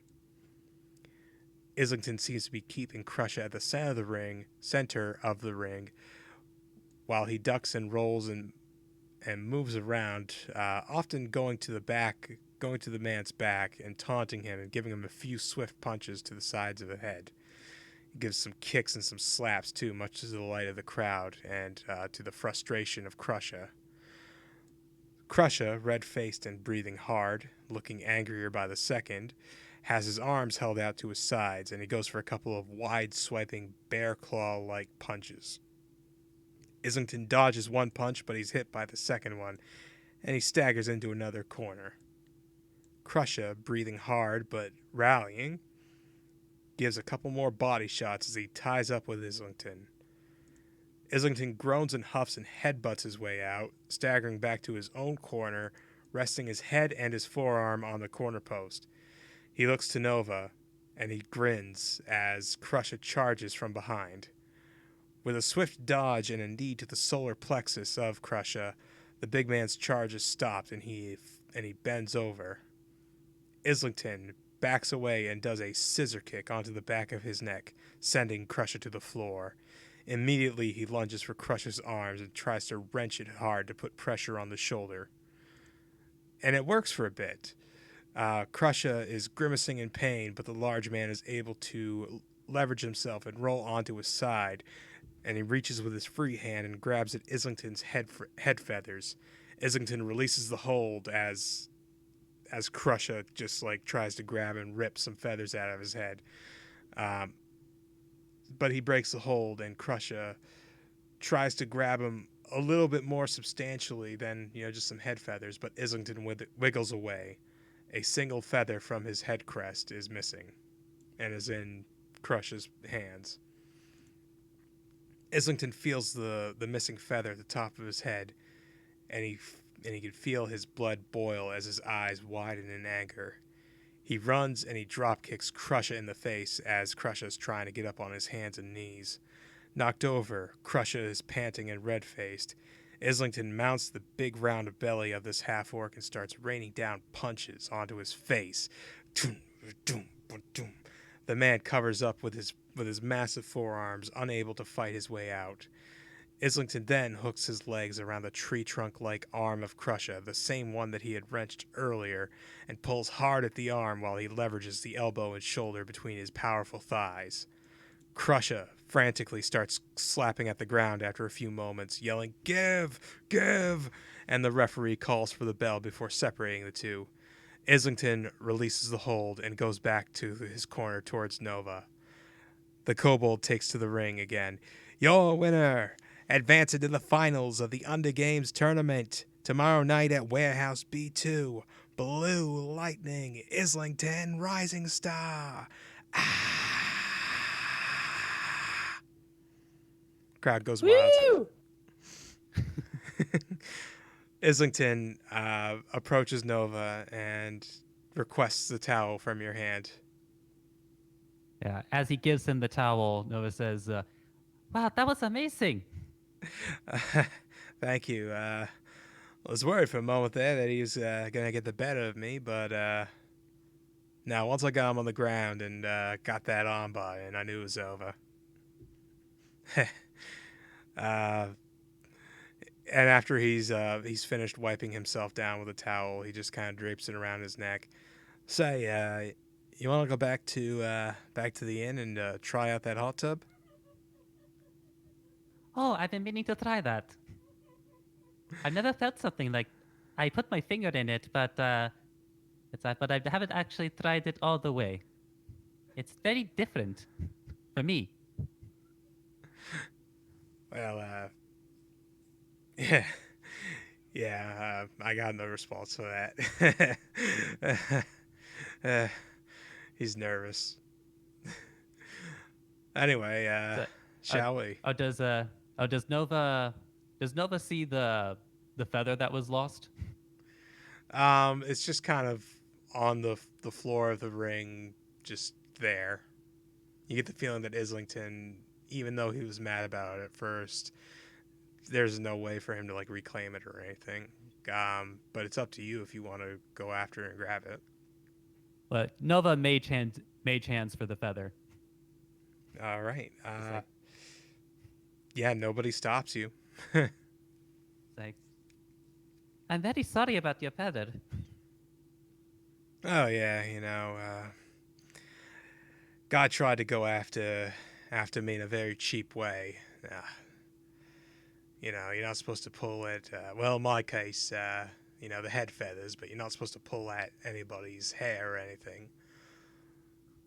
And nobody can pull. Well, I guess they could pull this hair, and like his hair kind of briefly pops out from underneath his scarf.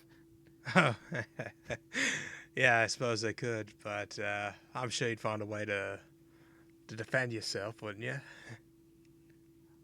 Oh yes, my mother taught me. That was one of the first things.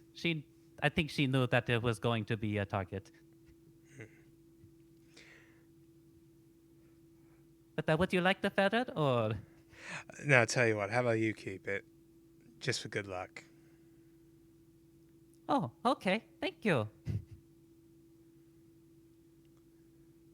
So you two depart back to the inn.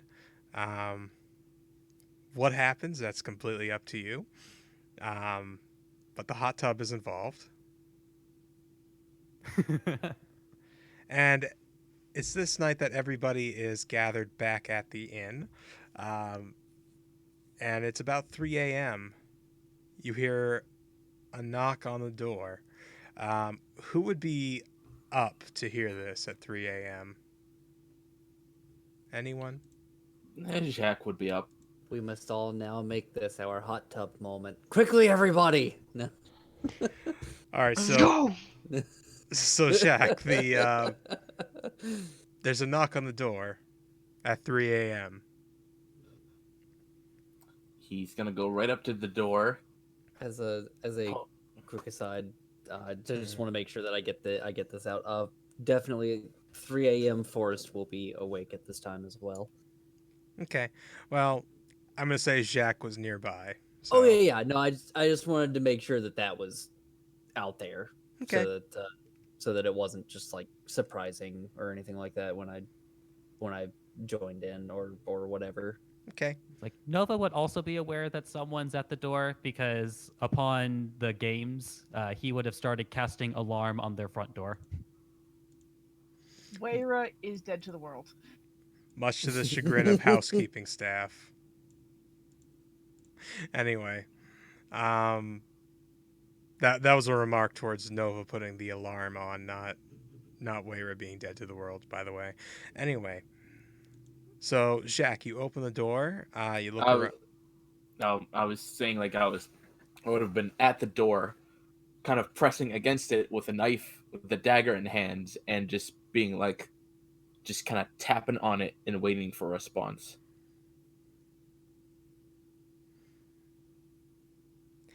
The response is a very familiar knock.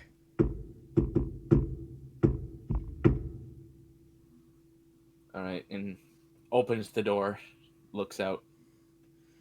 You actually don't see anybody standing at eye level, so you have to look down. And hey, it's Ixander. Oh, it's you. Sheaths the knife, dagger, whatever. Yes. Well, what do you want? It's ready. Bring your things and come with me. Make sure everybody brings their things. Blount is waiting for us. All right, just wait here. All And right. Jack is gonna go in and just yell, like not yell, but he's gonna start going around the place and knocking on bedroom doors. Time to get up. We need to go. Already awake, Shrek. Ready to go now.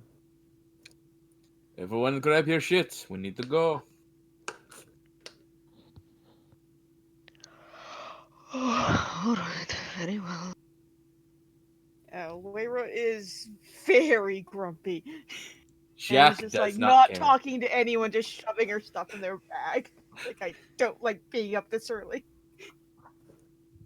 Forrest attempts to pat Waira on the shoulder as she leaves her own room. Gets a rather angry snarl. Ah, very well. Like Nova still doesn't feel as bad because he probably got back somewhat late anyway. Not a morning person, I assume. I just want to check on something really quick. Bear with me just a moment.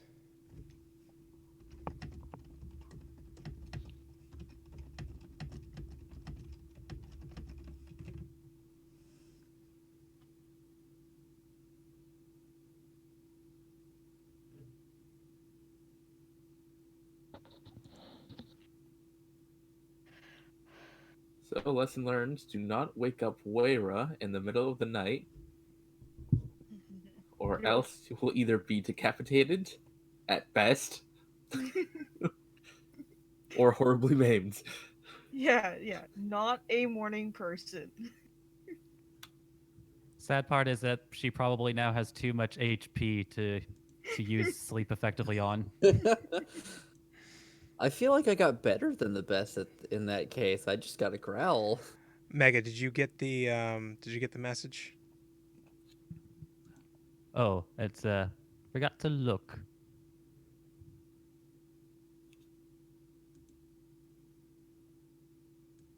Oh.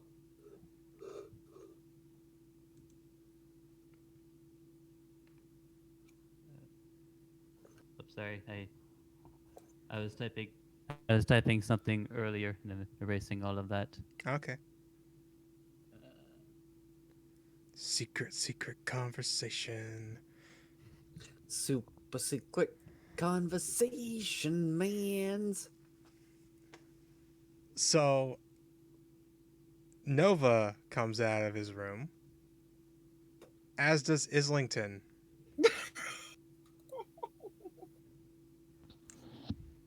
So, what is with all the noise? Islington rubs his eyes. Well, we're heading back. What is you doing here? Well, I just needed a place to rest, is all. What are you talking about spells in there? At that point, Holly speaks up and kind of like claps her hands and says, "Hey, they'll tell you when you're older. Let's get let's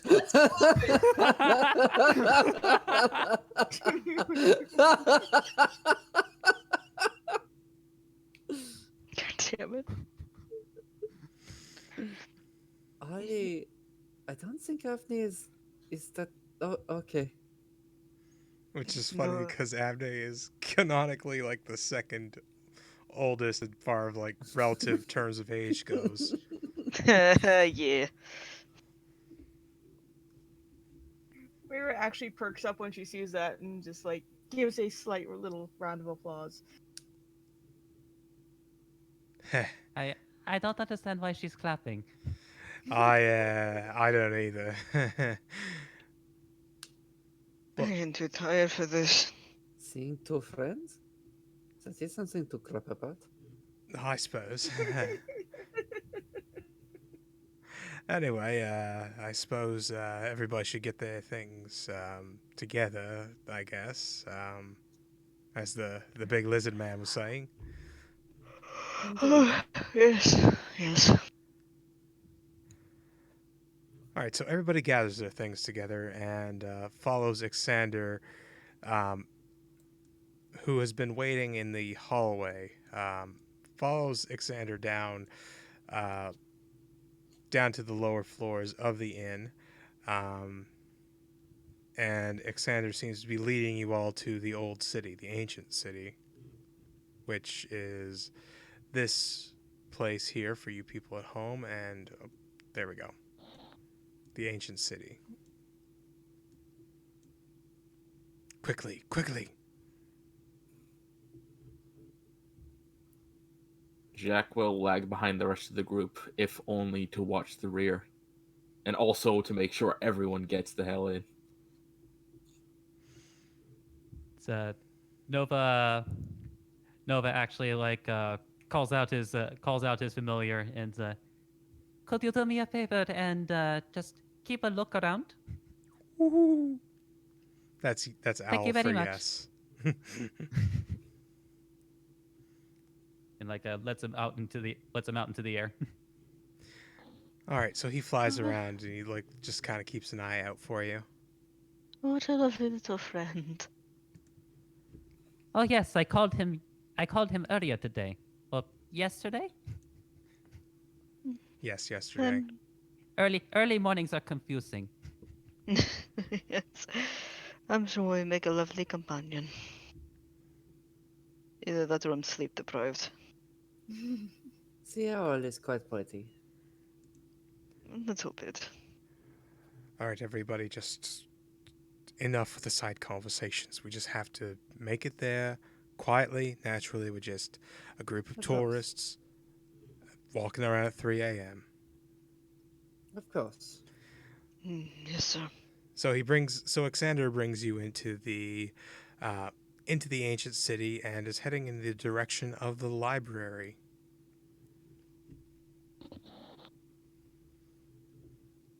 He takes you to a side door of the library rather than the big grand main entrance of it. This is kind of a almost nondescript door in like a little alleyway, and he unlocks it with a key and he holds it open. All right, everyone inside. Everywhere we go has secret rooms. Forrest enters. Rara goes in. Okay. Does I any? don't know how quiet Heavy Plate is gonna be, but sure. It goes ka-chunk, ka-chunk, ka-chunk, ka-chunk.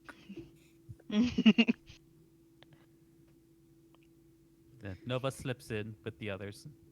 Yep. All right, so Ixander manages to push his way to the front of the group, and he leads you down this this narrow, excuse me, sorry, narrow catacombs with gray white walls, and they seem to be spiraling around a large circle, as you can tell that you are getting lower and lower below the ground.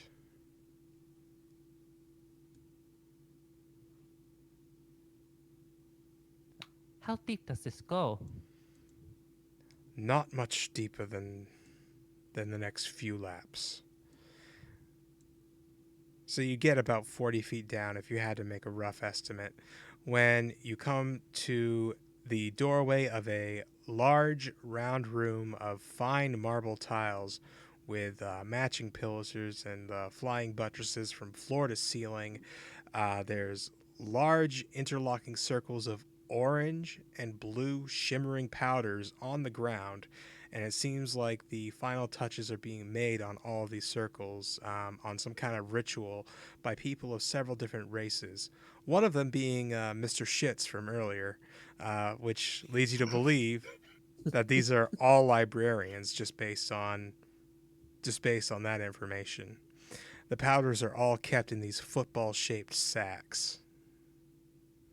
Blount is standing up upon a dais at the head of the well, it's a round room, so there's no head, but standing up on a dais, elevated above everyone, along with an elderly elf, and Ixander and Islington take their place beside them. You've been summoned, Blount says, breaking the silence. Really, I Indeed. couldn't tell. No, not necessarily summoned by me, but you've been summoned by Amtare.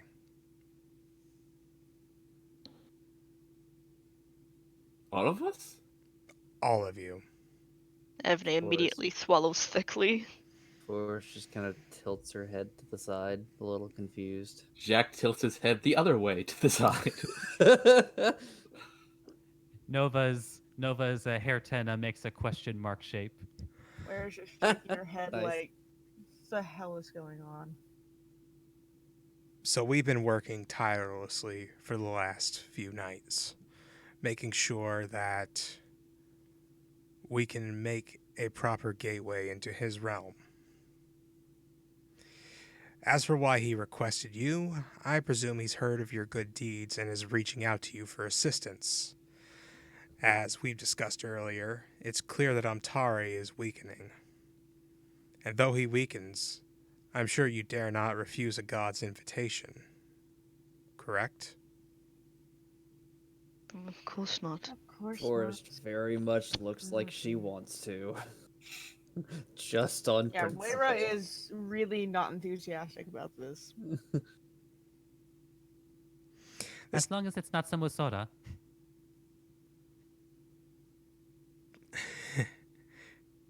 No, of course not. I don't know how long he will keep you or how he will get you back to this realm when you're finished with whatever mission he has for you, but the gateway will be finished shortly. Very well. A Forrest gateway? Forrest is gonna take a look around the room just a little bit suspiciously. Okay. Do you want to make a perception check or an investigation? Perception. She's not gonna. She's gonna stay in one spot, and she's just kind of looking around, as I said, suspiciously in her usual paranoid manner. Okay. But she's not wandering around getting in people's ways. Okay. Roll perception check. 9. Wow, what a big room.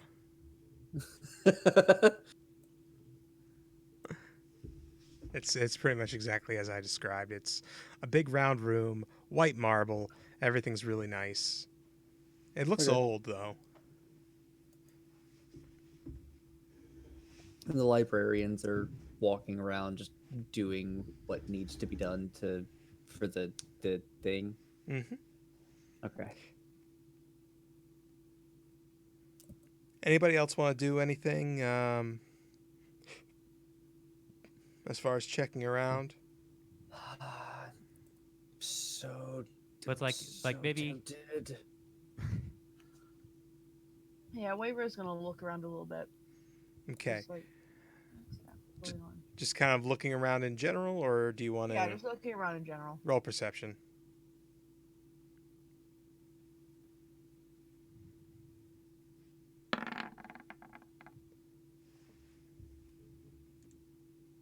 19. All right. With that, you can tell that this room is incredibly ancient, and one thing that you're noticing is that all of these all of these columns and buttresses are actually carved out of a single piece of stone. This area in the library is probably carved from the same stone that the ancient city itself is. It's completely seamless, completely flawless, no cracks, no gaps, nothing. Uh-huh. All right, it's time. Uh, Oh, go ahead. I apologize. I had to unmute myself for a second. While people are looking around, Forrest is going to cast Detect Thoughts. Okay. And she's not going to get in anybody's way, but just one at a time, kind of going about the room, looking at some of the architecture. She's going to just read the surface thoughts of each of the librarians, just making sure they're on the up and up. Everybody is kind of just doing mental math, making sure that everything that they are inscribing with this fine powder of blue and orange um, is perfect, perfect geometrically, perfect as far as like the amount of the powder that goes in these circles. They're just Okay. very focused. And none of them seem to be harboring any surface thoughts about sending us to some place other than where Blount has said we're going. Nope. Okay, excellent. Mr. Shits is a little bit grumpy, but Okay, then Avne, I'm good. Avne looks so nervous. all right. Nova would like to observe a bit, see if he can understand like some of the some the symbols or magic that they're inscribing. Knowledge Arcana.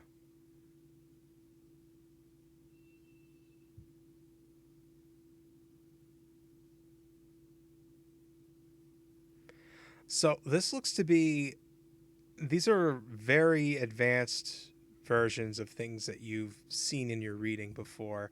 Um, it is indeed some sort of teleport or like transport kind of spell, um, just based on like the different flow of lines and of the circles that you're seeing in this large room, and some of the symbols that are being drawn out.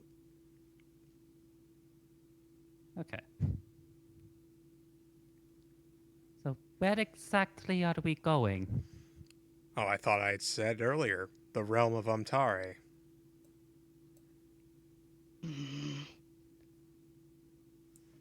No, I know you've been busy all night, but please try to clear your head. Busy? Nova, I wasn't born yesterday. Islington coughs loudly. Isn't thing. Get some water. Uh, You're not going to. You're not going to speak clearly after such a busy night. And he says that loudly. and that's when you see the bluebird turn a little bit red. Avne poofs up immensely. Forrest is just confusedly looking around. Weira is almost choking, trying not to laugh. All right. Nova is also confused. All right. Well, enough of that. It looks like we're just about ready to begin here. If you would all be so kind as to stand at the center of the circle without knocking over any of the marks that have been made on the floor. Forrest will head to the position. So before he steps into it, Nova telepathically says I'm going to put you back into the I'm going to call you back, okay? And then he poofs him back into the extra dimensional space where he lives? Question mark. It's an ice field. It's fine. It's like I like to think of it as like a Pokeball, where it's Sure. like no matter where it is, it's comfortable. Sure, that works. And before Avne steps in, just, are you sure this is safe? No, this is not safe at all. We're talking about cross-dimensional travel into the realm of a god who is not the god of war, but is still a god of warriors. Right. So it's about as safe as that can possibly be. Well, what are we waiting for? And with that, as everybody gathers in the center of the circle, the room starts getting filled with this blue and orange light, like emanating from all the symbols and all the circles and lines on the floor. And that is where we're going to call it an evening. Good job, everybody. Yay. Yay. We did it. We did it. Being sucked into the realm of a god. Yeah. So we are going to pick up next time with Under Fractured Sky on this coming Saturday, the 9th at 1 p.m. Eastern Standard Time. We are starting a 24-hour stream. The first few hours is going to be an Under Fractured Skies adventure. But later in the evening, there's also going to be several one-shot adventures. One of which is run by myself and has a few special guests, including some notable voice actors. We got Edward Bosco and we got Mark Allen Jr., both of which are prolific voice actors. We have Arthur Bones, who is a YouTube personality and a good friend of ours. Woo! And we have a former member of the original UFS crew. We have Bella, who is gonna be making her re-debut in this one-shot adventure that I'm holding. Immediately following that, Miyoko is holding a one-shot adventure where I will get to take the seat of a player rather than a dungeon master. And I was going to say really nice things, but now I'm scared. You should be. And following Miyoko's wonderful one shot, gonna have another one shot adventure where we have a very, very special guest indeed. We have Zool's dad joining us, along with Zool and several of the regular players of Under Fractured Sky. Woo! Yay. So we get some father and son D&D action going on. Yahoo. Yeah. Yee. And finishing out the stream with the conclusion of the Under Fractured Sky adventure. But we got quite a few guests for the whole adventure, and I actually have. There it is. Yes. So here it is. Saturday, November 9th, 1 p.m. Eastern Standard Time, 10 a.m. Pacific Standard Time. We are now out of daylight savings time, so yay. But yeah, join us. It's going to be great. It's to raise money for my own personal medical fund to kind of help take care of some back bills and also pay for a couple procedures that I need to have done. So I hope to see you all soon. And let's see, who is online that we can raid? Everybody better be at this live stream, or things may happen. They might be good, they might be bad, but things may happen. Oh, let's go raid Coup Eater because he's on. Okey-doke. Bye, everybody. Good night, everybody. Bye. Have a wonderful Bye-bye. night. See you Saturday. Bye. And there we go. Yeah.